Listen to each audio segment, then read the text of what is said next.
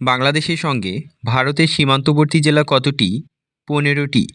মিয়ানমারের সঙ্গে বাংলাদেশের সীমান্তবর্তী জেলা কতটি? ৩টি। বাংলাদেশের কোন জেলাটি ভারত ও মিয়ানমার উভয় দেশের সাথে সীমান্তবর্তী? রাঙ্গামাটি। বাংলাদেশের সীমান্তবর্তী কোন জেলাটির সঙ্গে ভারতের কোনো সীমানা নেই? বান্দরবান ও কক্সবাজার। বাংলাদেশ ভারতকে বিভক্তকারী নদীর নাম কি? হারিয়াভাঙা। বাংলাদেশ মিয়ানমারকে বিভক্তকারী নদীর নাম কি? নাফ নদী। বিশ্বের সবচেয়ে দীর্ঘতম সমুদ্র সৈকত কক্সবাজার সমুদ্র সৈকতের দৈর্ঘ্য কত? ১২০ কিলোমিটার।